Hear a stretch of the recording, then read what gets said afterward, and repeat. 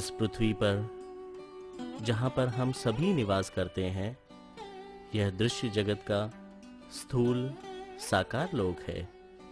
यहाँ दृश्य जगत की हर वस्तु अपने अपने आकार में स्थूल रूप में विद्यमान है। हम इस साकार जगत में 5 तत्वों के शरीर में रहते हुए सिर्फ इस पृथ्वी के निवासी नहीं हैं। आज संपूर्ण विश्व के विभिन्न देशों में शक्ति संपन्न शासन व्यवस्थाएं होते हुए भी सर्वत्र फैली हुई अराजकतापूर्ण आतंककारी असुरी प्रवृत्तियां क्या आज बेबस मानव का गला नहीं घोट रही है? स्वार्थ में डूबा मनुष्य आज अपने ही मूल स्वरूप एवं स्वधर्म को भूला हुआ अपने मुख्य ध्येय को छोड़कर क्या अशांत और दुखी नहीं है? हमारे जीवन का ध्येय क्या है? हम अपनी इच्छाओं को ही जीवन का ध्येय मानते हैं, परंतु यह 5 तत्वों तक ही सीमित है। यह मानव जीवन अमूल्य है। हम हमारे असली स्वरूप को जान लेना चाहिए। हमारा जन्म धरती पर कैसे हुआ, यह हमारा असली घर नहीं है। हम आसमान में चांद सितारों से भी पार परमधाम में रहते थे और वहां से पृथ्वी पर आ गए हैं। परमपिता एक है या अनेक? परमपिता देखने में कैसे हैं? हम परमपिता को क्यों ढूंढते हैं?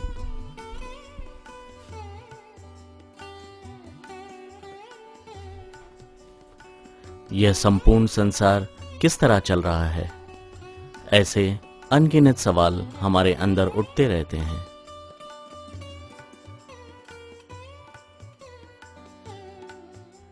यदि परमपिता नहीं है तो सूर्य, चंद्र, सितारे, पशु पक्षी, वृक्ष आदि कैसे बने? यह दृश्य अदृश्य दुनिया में कोई भी वस्तु को बनाने वाला कोई तो है। कोई भी वस्तु अपने आप उत्पन्न नहीं हो सकती। यह पृथ्वी भी परमपिता की रचना है।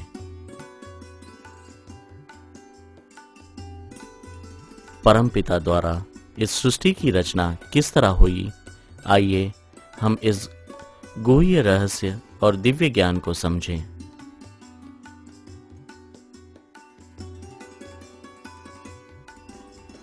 हमारा असली वतन परम धाम है। परम धाम में परम लाइट के गोले में से हम आत्माओं की उत्पत्ति हुई।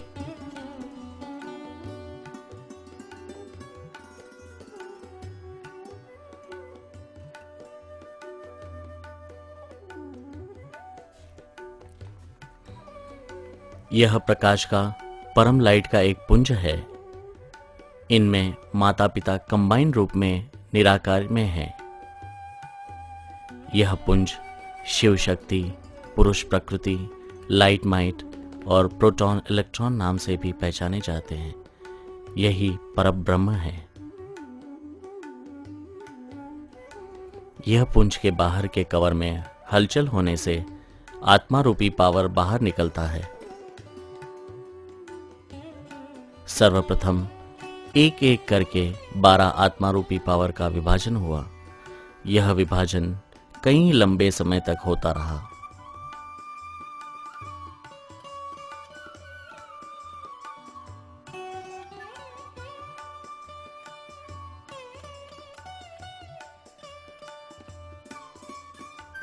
वही साकार दुनिया में 12 ज्योतिर्लिंग की यादगार बनी है।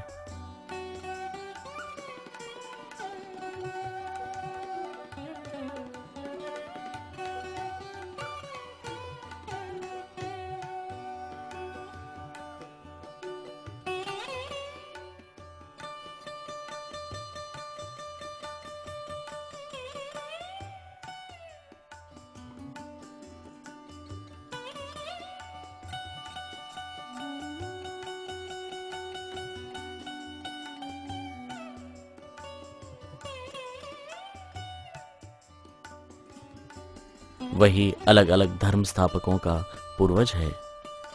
इनमें से प्रथम चार आकाश, वायु, अग्नि और जल का अधिष्ठा है।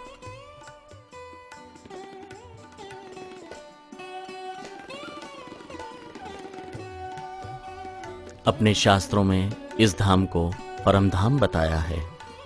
हमारा ऊंचे से ऊंचा धाम है। यहाँ आत्माएं ज्योति स्वरूप में निराकार होती है। आत्माओं की गुणातीत, भावातीत, कर्मातीत स्थिति होती है। निसंकल्प अवस्था में नितांत प्रगाढ़ शांति है। वही सृष्टि रूपी वृक्ष का उद्गम स्थान है।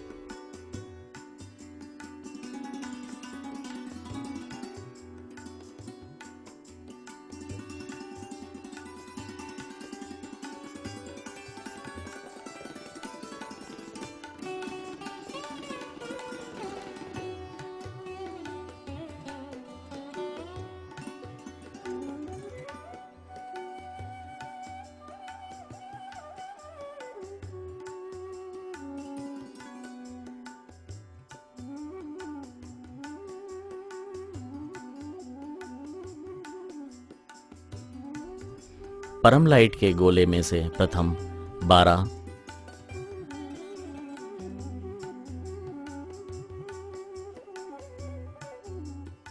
बाद में उसमें से 24,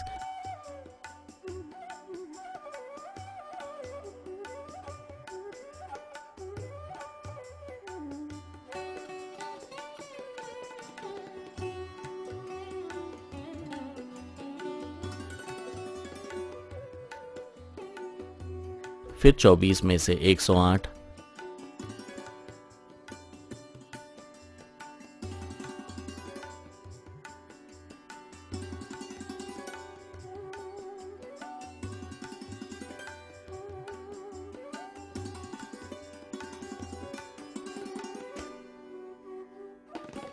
और 1008,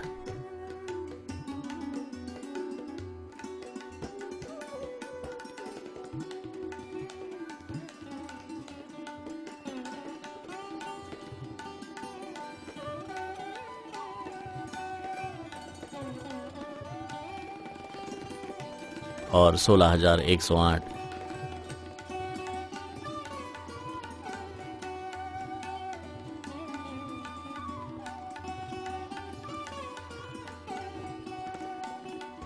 और अंत में 9 लाख जितनी आत्माएं निराकार स्वरूप में निकलती है।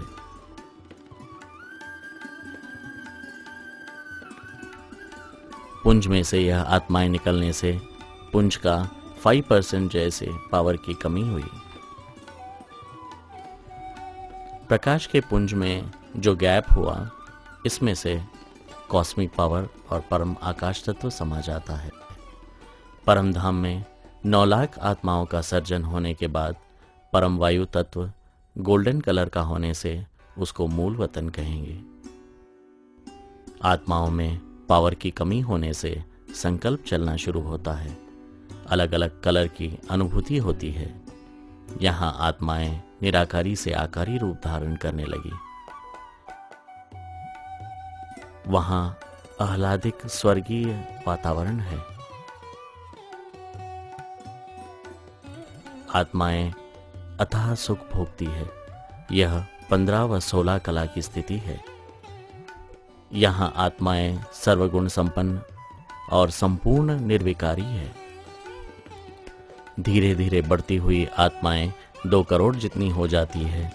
यहाँ आत्माएं बनने में कुल 30% पावर का खर्च गोले में से हुआ।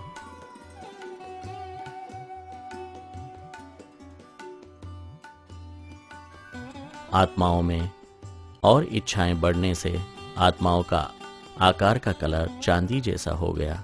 वही हमारा सूक्ष्म वतन है। यहाँ आत्माएं प्यार की कमी के कारण अपना अपना ग्रुप बनाने लगा। संकल्पों के टकराव से अलग अलग कलर उत्पन्न होने लगा।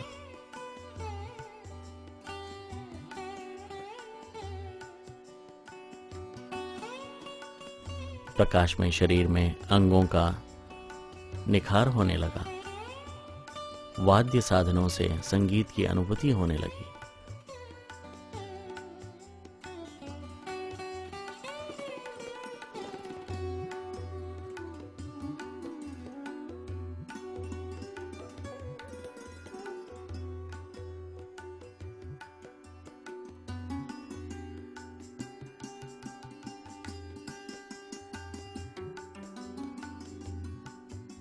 संकल्पों द्वारा लाइट के महल, उद्यान, पशु पक्षी इत्यादि बनने लगे। सूक्ष्म दुनिया की रीत रस्म ही स्थूल साकारी दुनिया में आई है।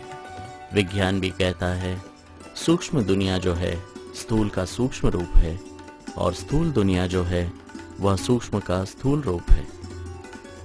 यह सूक्ष्म जगत में जो कुछ है वह अदृश्य जगत का अनुकृति और अनुकरण है। यह सूक्ष्म वतन ही सच्चा त्रेता युग है। यहाँ तक कुल 2.74 करोड़ आत्माएं बनी थी। यह आत्माएं बनने में कुल 51% परम लाइट का खर्च हुआ। यह पावर बिखरने से कुछ कॉस्मिक पावर बना तथा कुछ परम वायु तथा अधिक मात्रा में परम अग्नि तत्व बना। यहाँ आत्माओं में परम लाइट की कमी 49% और परम तत्व की मात्रा 51% हो जाने से पुरुष और प्रकृति जो कंबाइंड थे उनको अलग अलग होने की भासना होने।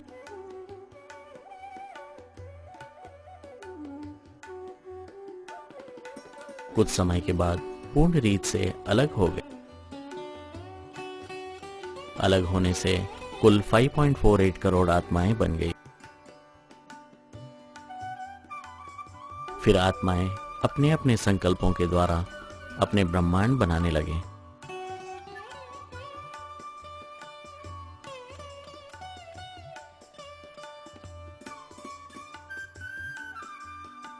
यहाँ परम अग्नि तत्व बढ़ने से आत्माओं में राग, द्वेष और इच्छाएं बढ़ने लगी।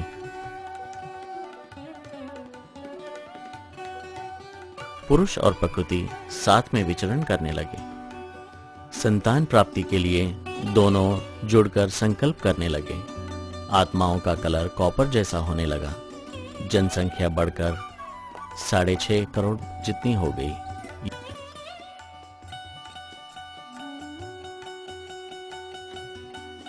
यहाँ तक कुल 98% जितना पावर का खर्च हुआ।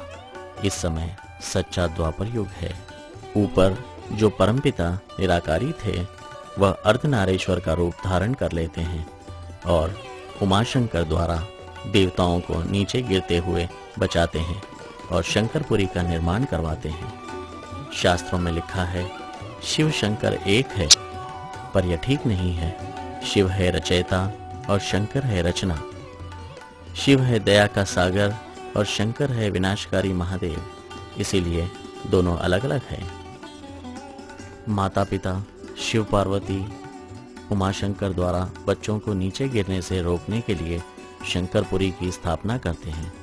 यहाँ करोड़ों साल रहते हैं और आत्माओं में 100% परम तत्वों की मात्रा होती है।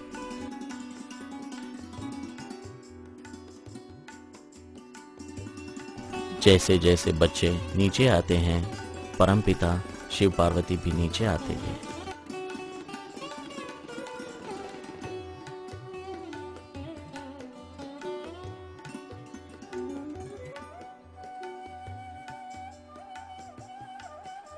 आत्माओं को नीचे गिरने से रोकने के लिए परमपिता ने विष्णु द्वारा विष्णुपुरी की स्थापना करवाई।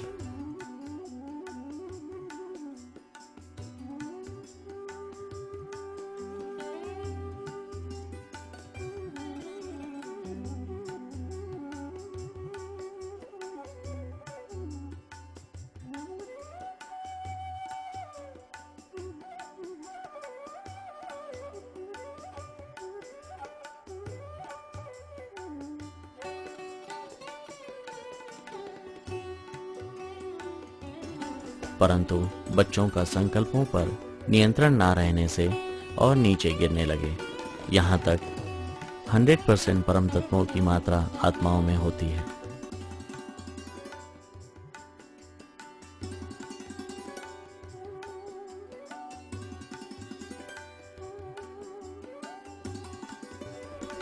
बच्चों को और नीचे गिरने से बचाने के लिए ब्रह्मा द्वारा ब्रह्म ज्ञान देने के लिए ब्रह्मापुरी की स्थापना करवाते हैं।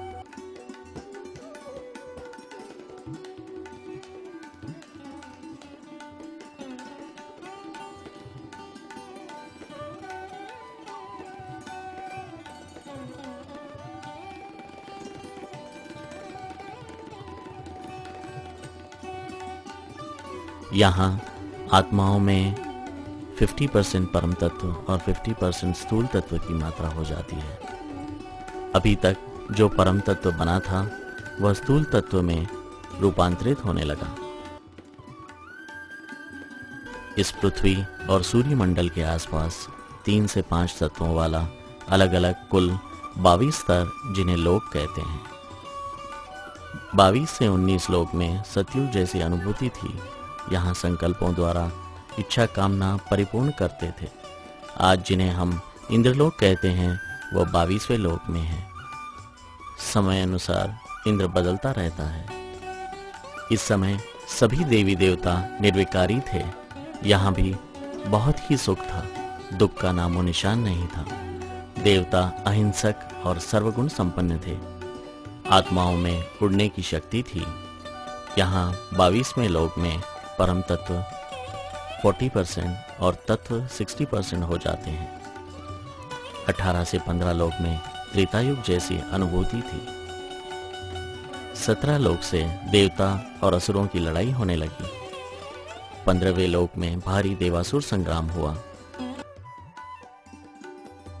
आत्माओं के शरीर में जल और पृथ्वी तत्वों की मात्रा बढ़ने लगी। इससे भारीपन आने से उड़ना कम हो गया। परम तत्वों की मात्रा घटने लगी। 18 लोक से 15 लोक तक संतान रचने का कोई ज्ञान नहीं था। 14 से 8 लोक का द्वापर युग जैसा समय रहा। ब्रह्मा द्वारा मनु शत्रुपा की रचना हुई। इन्होंने जनसंख्या की वृद्धि की। आत्माएं 5 तत्वों के शरीर में आ गई। 14वें लोक में जनसंख्या की वृद्धि करने के लिए मैथुनी क्रिया की शिक्षा मिली। पुराने मंदिरों में काम क्रीड़ा युक्त शिल्प जो हम देखते हैं वो उस समय की यादगार है। उस समय रचना की शिक्षा मंदिरों द्वारा दी जाती थी। यह पवित्र कार्य माना जाता था। उत्तम संतान के लिए की गई जनन क्रिया साधना मानी जाती थी। पुरुष और प्रकृति जब साथ में रहते हैं तभी उन्हें पूरी शक्ति मिलती है, पूर्णता प्राप्त होती है। एक दूसरे के बिना दोनों अधूरे हैं और अकेलेपन का अनुभव करते हैं। 13वें लोक में आदिमानवों के साथ शक और हुण जाति हुई। शक पर हुणों का हमला होने लगा। 12वें लोक में आर्य और अनार्य कहलाते थे। आर्य सूर्य पूजा और अनार्य नाग पूजा करते थे।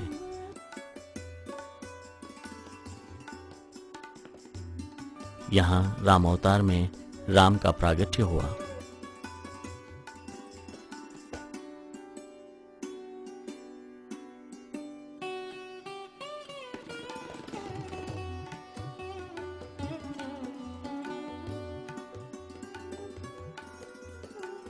रावण पर राम ने विजय प्राप्त की।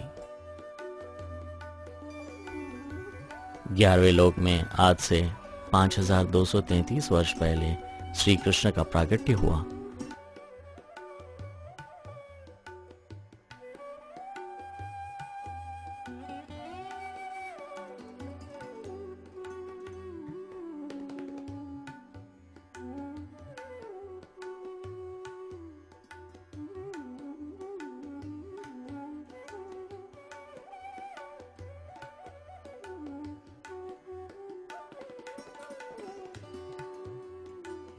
जिन्होंने 125 वर्ष आयुष भोग कर देह त्याग किया, मथुरा में कंस को मारकर द्वारिका में राज्य किया।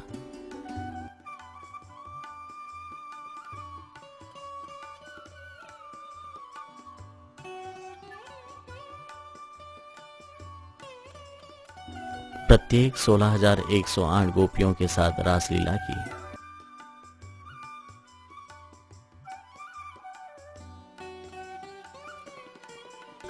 दसवें लोक में देवताओं पर असुरों का अत्याचार होता रहा। यहाँ 9 लोक तक कोई अलग अलग धर्म संप्रदाय की स्थापना नहीं हुई थी। केवल सनातन धर्म विद्यमान था। 8वें लोक से संप्रदाय की स्थापना होने लगी। बौद्ध और जैन धर्म आया। राजा विक्रमादित्य ने सोमनाथ मंदिर की स्थापना की, पूजा की शुरुआत की। विक्रम संवत शुरू किया।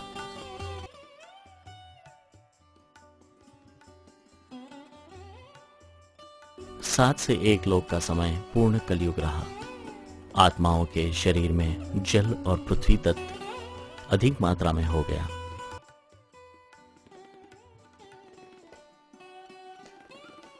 सातवें लोक में आत्माओं की ज्यादा गिरावट होने से पृथ्वी का आकार सिकुड़ने लगा। बीज रूप आत्माओं का आचार विचार बिगड़ने से दुनिया और नीचे गिरने लगी, क्योंकि संबंधित बीज रूप आत्माओं के स्वभाव संस्कार के आधार पर उनकी रचना का स्वभाव संस्कार बना है।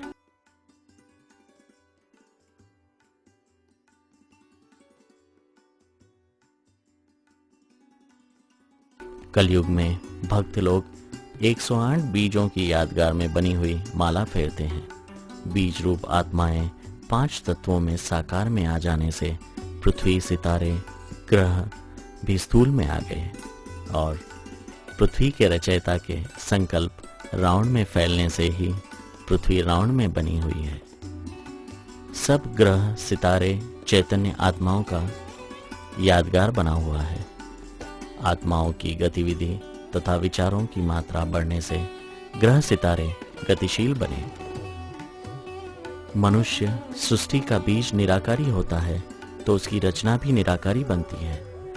बीज आकारी बनने से उनकी रचना भी आकारी बनती है और बीज साकारी बनने से उनकी रचना भी साकारी बन जाती है। प्रकृति परिवर्तनशील होने के आधार से बीज अव्यक्त में से व्यक्त में यानी निराकारी में से साकारी में आ गया और दुख का कारण बना।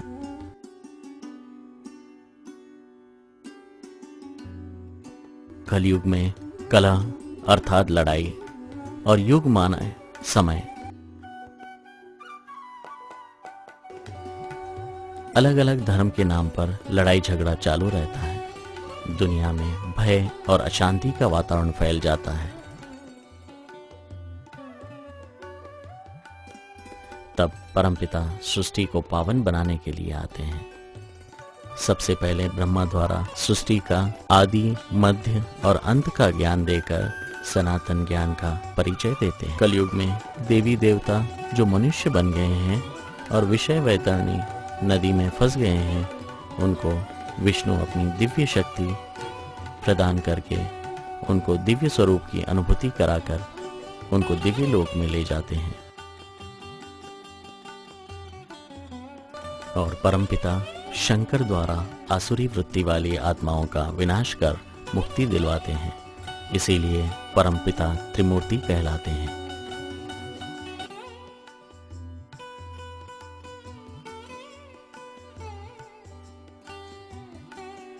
कलयुग की परिपक्वता शास्त्रों में अलग अलग बताई है।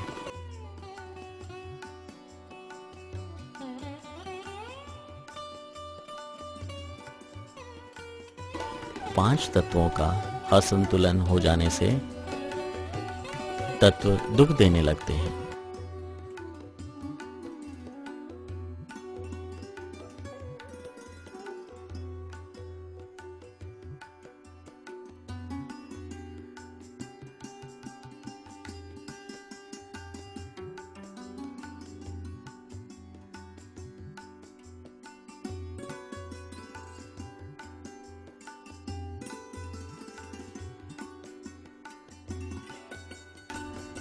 गाय गंध खाने लगती है और अनाज पुड़ियों में मिलने लगता है। पानी पैकेट में मिलने लगता है। विधर्मियों की शक्ति बढ़ जाती है। नारी जाति पर हमला होने लगता है। यह सब संकेत कलयुग के अंत की निशानी है।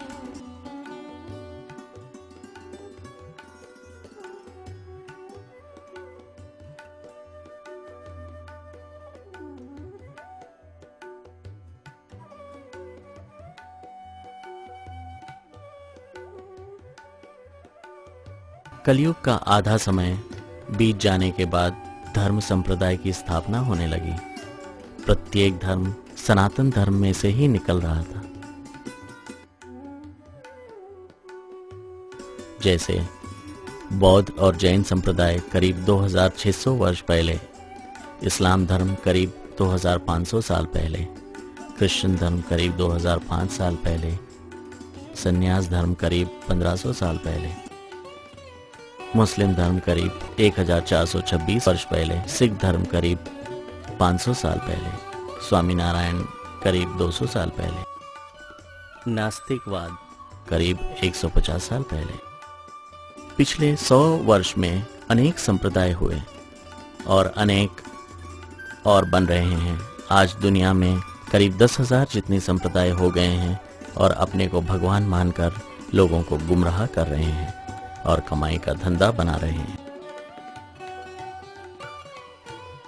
अभी आपने सारी सृष्टि की उत्पत्ति की रीत रस्म देखी, जैसे कि प्रथम आत्माएं निराकार स्थिति में थी, निराकार में से आकारी स्थिति में आई और आकारी में से साकारी स्थिति में 5 तत्वों में आ गई।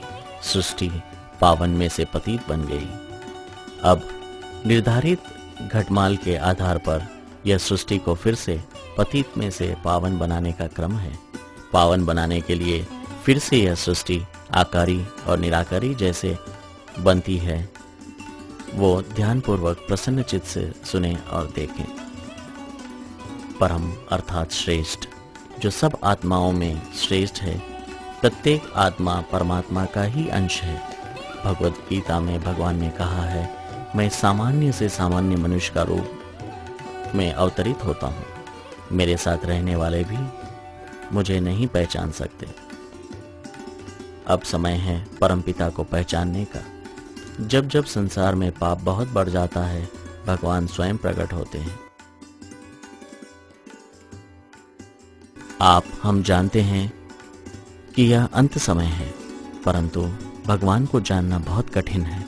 भगवान भी इस समय मनुष्य के रूप में है।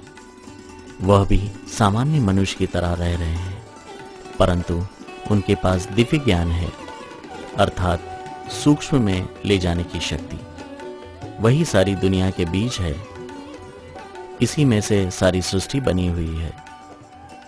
आखिर में इसी में ही सारी सृष्टि समा जाती है। जैसे वृक्ष बड़ा होने से उसका बीज खोजना कठिन हो जाता है, उसी तरह भगवान को 650 करोड़ मनुष्यों में से खोजना कठिन है। उन्हें केवल दिव्य ज्ञान और दिव्य स्वरूप से ही पहचान सकते हैं।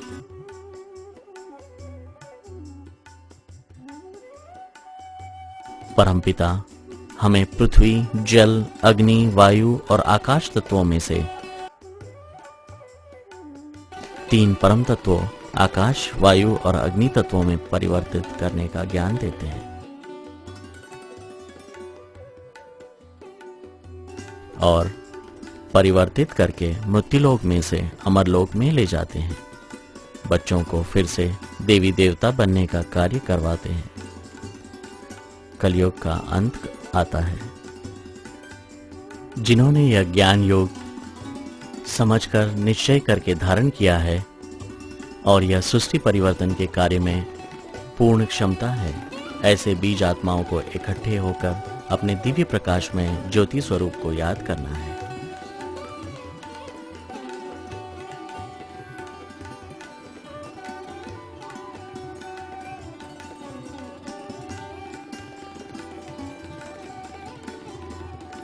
प्रकाश हमारे जीवन के लिए आवश्यक है, वही जीवन का लक्ष्य है।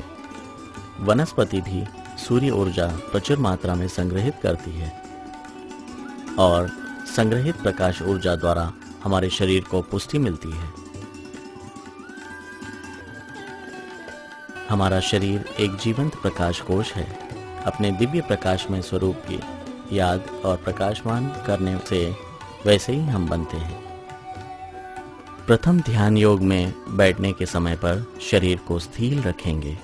मन को एकाग्र और निसंकल्प करने के लिए हमारे चलता हुआ श्वास का आधार लेना है अथवा ओम की ध्वनि का धीरे धीरे उच्चारण करना है।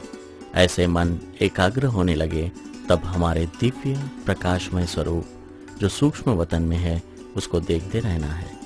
यह अभ्यास निरंतर करते रहना है। ऐसा लंबे समय का अभ्यास के बाद धीरे धीरे हमारे शरीर में प्रथम पृथ्वी और जल तत्व कम होता जाएगा, बाद में अग्नि, वायु और आकाश तत्वों में भी कमी होती जाएगी। जैसे जैसे कम होता जाएगा वैसे उसकी जगह पर परम तत्व आते जाएंगे।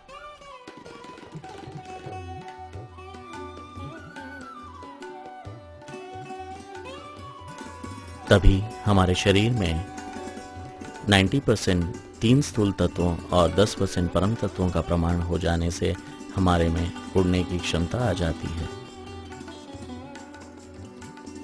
प्रथम पुरुष और प्रकृति मिलकर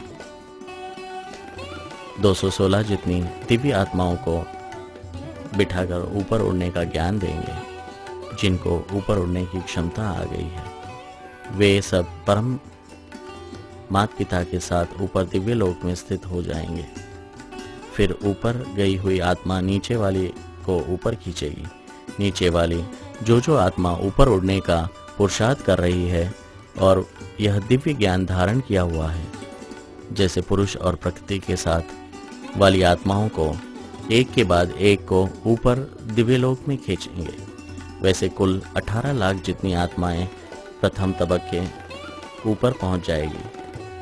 वे सब बीज के समान होगी। बाद में नीचे वाले जो आत्मा ऊपर आने के लिए पुरुषार्थ कर रही है, वे सबको ऊपर वाली आत्माएं ऊपर खींचेंगी। ऊपर ज्यादा आत्माएं होने से खींचने की क्षमता बढ़ती जाएगी। ऐसे धीरे धीरे 6.5 करोड़ जितनी आत्माएं ऊपर दिव्य लोक में पहुंच जाएगी। उनके संबंध संपर्क वाली 33 करोड़ आत्माएं परम तत्वों के संपर्क में आ जाएगी। उनको देवता बनने की क्षमता आती जाएगी। सृष्टि में बाकी जो आत्माएं हैं, उनको यह कल्प के अंत में मुक्ति देने का कार्यक्रम साथ में चलेगा। बीज आत्माओं के शरीर में स्थूल तत्वों का लय होने से उनकी रचना के शरीर में से भी स्थूल तत्व निकल जाएगा और शरीर पिघल जाएगा। सबकी आत्मा 33 करोड़ में समा जाएगी और 33 करोड़ की आत्माएं 6.5 करोड़ में समा जाएगी। बीज आत्माओं का शरीर में स्थूल तत्वों का लय होने से उनके यादगार रूपी ग्रह, सितारे और पृथ्वी भी सूक्ष्म, ऐसे स्थूल सृष्टि सूक्ष्म में रूपांतरित हो जाएगी और प्रगाढ़ शांति हो जाएगी।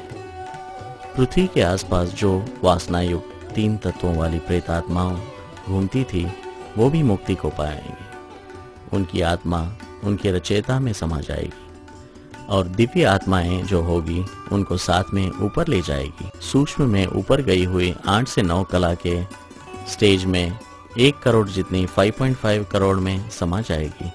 वो जीवन मुक्ति को पाएगी। सूक्ष्म वतन में 5.5 करोड़ आत्मा में परम लाइट की मात्रा बढ़ती जाएगी और परम तत्व कम होता जाएगा। जब परम लाइट बढ़ते बढ़ते 51% और परम तत्व 49% हो जाने से पुरुष और प्रकृति की आत्माएं कंबाइन हो जाएगी। सारी 5.5 करोड़ अर्धनारेश्वर के रूप में आ जाने से संख्या घटकर 2.75 करोड़ हो जाएगी। अपने साथ स्वभाव संस्कारों में मिलती हुई आत्माओं का युगल एक दूसरे के साथ समा जाएगा।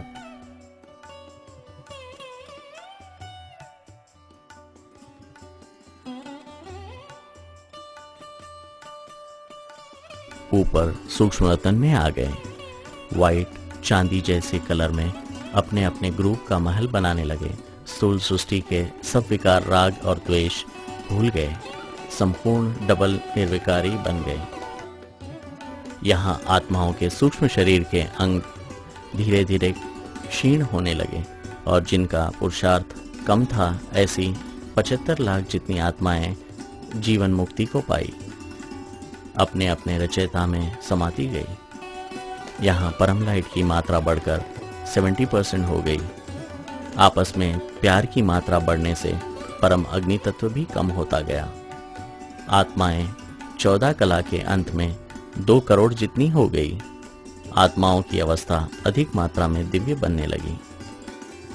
आत्माओं की अवस्था प्रकाशमय स्वरूप में बढ़ने से चारों ओर का वातावरण सुनहरा हो गया। सूक्ष्म वतन में से मूल वतन में आ गए। यहाँ लंबे समय तक आत्माओं ने प्रचुर मात्रा में शांति की अनुभूति की। यहाँ मूल वतन का विस्तार सूक्ष्म वतन से दोगुना है। संकल्पों की चहल पहल कम होने लगी। सूक्ष्म शरीर का अंग निकल गया। मूल वतन में कुल 1.91 करोड़ आत्माओं ने जीवन मुक्ति पाई। यह सब आत्माएं 9 लाख में समा गई। यहाँ संकल्पों की मात्रा बिल्कुल कम होने से परम लाइट की मात्रा बढ़कर 94.5% हो गई। परम तत्वों का भी रूपांतरण परम लाइट में होने लगा, क्योंकि परम लाइट का नियंत्रण परम तत्वों पर रहता है और परम तत्वों का नियंत्रण स्थूल तत्वों पर रहता है। अभी हम 9 लाख आत्माएं परमधाम में आ गई है। यहाँ पर निसंकल्प स्टेज होने लगा। आत्माएं निराकारी अवस्था में आ गई। आत्माओं का प्रकाश से ही सारा परमधाम चमकीला रहता था। परमधाम का विस्तार मूल वतन से दोगुना है। यहाँ आत्माओं की स्थिति गुणातीत, कर्मातीत, इंद्रियातीत और भावातीत हो गई। यहाँ नया कोई कर्म बनता नहीं था। आत्मा सिर्फ ज्योति स्वरूप थी। यहाँ अलग अलग धर्म संप्रदायों का पूर्वज जो निकला था वो उनकी रचना के साथ क्रमानुसार समाते गए। जैसे ऊपर से नीचे आते समय सबसे आखिर निकला था वह राहु समा गया, शनि समा गया, चंद्र समा गया, मंगल समा गया, केतु समा गया, शुक्र समा गया, बुध समा गया, बृहस्पति समा गया।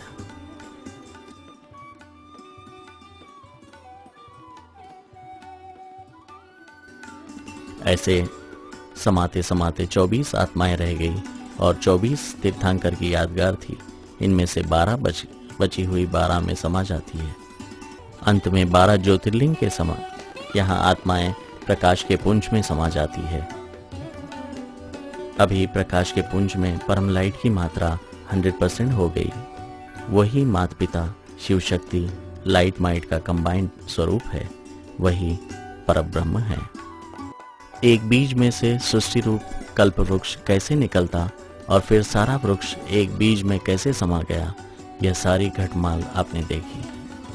अभी ऊपर उड़ने के लिए हम कैसे पुरुषार्थ करें, प्रकाश में शरीर कैसे बनाएं। अभी कौन सा समय चल रहा है। संकल्प शक्ति का महत्व क्या है।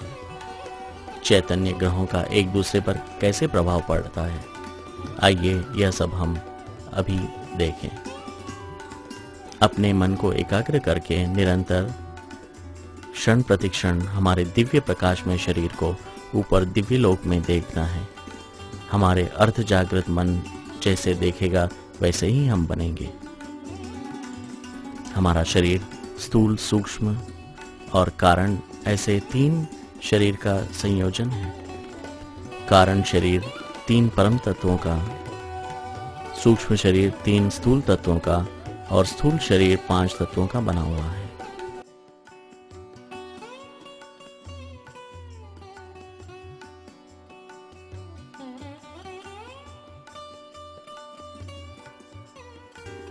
ऊपर दिव्य प्रकाशमय स्वरूप को देखने से हमारा कारण शरीर परम तत्वों से चार्ज होगा। ऐसा चार्जिंग होने से हमारे स्थूल शरीर का जल और पृथ्वी तत्व कम होता जाएगा और उड़ने की क्षमता आती जाएगी। प्रकाश ही हमारा जीवन है। हम प्रकाशमान हैं और हमारा संपूर्ण अस्तित्व प्रकाशयुक्त है, किंतु हमारे अंदर के दोषपूर्ण आवरण से उसको ढक देता है। उसके प्रभाव में आकर शरीर भी रुग्ण बन जाता है। जब हम तपस्या करके निर्दोष और निर्विकारी स्थिति में पहुंचते हैं तो दोषपूर्ण आवरण दूर हो जाता है। तब दिव्य प्रकाश हमको ओतप्रोत कर देता है। यही हमारा वास्तविक अस्तित्व है। इसे चेतना या आत्मा का प्रकाश भी कहते हैं। अभी संगम युग का समय चल रहा है। स्थूल दुनिया का अंत और सूक्ष्म दुनिया का आरंभ का समय है। तमो प्रधान समय का अंत और सतो प्रधान समय की शुरुआत है। एक कल्प का अंत और दूसरे कल्प की शुरुआत का समय है। अभी यह समय में बीज आत्माएं जैसा आचार विचार करेगी वैसा ही सारे कल्प में उनका आचरण बनेगा। यह समय में ही मनुष्य दिव्य ज्ञान प्राप्त करके देवता बनते हैं और मुक्ति को पाते हैं और स्थूल सृष्टि सूक्ष्म में परिवर्तित हो जाती है। संकल्प शक्ति के महत्व के बारे में हम सोचे तो मालूम पड़ेगा कि मनुष्य जीवन का मूल आधार ही संकल्प है। हमारा यह जीवन अपने ही विचारों का फल है। जैसे हमारा संकल्प होगा वैसे ही हमारा जीवन बनेगा। वेदों में जगत की उत्पत्ति का कारण विचार ही बताया है। संकल्प से ही समस्त जगत का निर्माण हुआ है। विचार को ऊर्जा के रूप में भी स्वीकार करते हैं। शुभ विचार से व्यक्तित्व का पूर्ण विकास होता है। आपने बिखरते हुए कोई विचार को केंद्रित करें तो तीर की तरह शक्तिशाली बनकर परिणाम ला सकता है। बंदूक से छूटी हुई गोली की तरह लक्ष्य को बीन सकती है। अपने जागृत मन द्वारा विचारों का जैसा बीज हम अपने अंतर्मन में डालते हैं वैसा ही फल पाते हैं। चैतन्य ग्रहों का एक दूसरे ग्रहों पर प्रभाव पड़ता रहता है। अवकाश में जो स्थूल ग्रह है वे सब पृथ्वी के चैतन्य आत्माओं की यादगार बनी हुई है। प्रत्येक ग्रह दुनिया को चलाते हैं और शक्तिशाली ग्रह का प्रभाव अन्य ग्रहों पर होता है। भारत में बृहस्पति की रचना है, विदेशों में मंगल की रचना है। अभी मंगल का प्रभाव बृहस्पति पर पड़ता है। वहाँ के लोगों की रीत रस्म की असर भारत के लोगों पर होने लगेगी, जैसे अभी वेस्टर्न कल्चर की भारत पर बोलबाला है। यह दिव्य ज्ञान घर घर पहुंचाने का मुख्य उद्देश्य विश्व की आधार और उद्धार मूर्त 108 बीज आत्माओं को ढूंढना और उन तक यह दिव्य संदेश पहुंचाना और सृष्टि परिवर्तन के कार्य में सहयोगी बनाना, परमपिता के यह दिव्य अलौकिक कार्य में मददगार बनना। हे बीज आत्माओं, उठो, जागो, अपने को पहचानो और अपनी जिम्मेदारी समझकर दिव्य प्रकाश में संसार की रचना में अग्रसर हो जाओ। यह अव्यक्त ज्ञान गहराई में समझने के लिए आप भारत के अहमदाबाद शहर में विश्व परिवर्तक ईश्वरीय विद्यालय care of Radhe party plot Ranip GST crossing के पास चैनपुर गांव के आश्रम में आ सकते हैं। आने से पूर्व नीचे दिए गए फोन नंबर पर संपर्क करके अनुमति पाकर आने की कृपा करें। Phone number 27521247। यह आश्रम में नियमित रूप से अव्यक्त ज्ञान योग और ध्यान का कार्यक्रम चलता रहता है। बाहर गांव से आने वाली आत्माओं के लिए भोजन और निवास की सुविधा उपलब्ध है। सारी सृष्टि में से 108 बीज आत्माओं को इकट्ठा करके सामूहिक ध्यान और योग द्वारा स्थूल सृष्टि को सूक्ष्म में से रूपांतरित करने का यह विद्यालय का लक्ष्य है।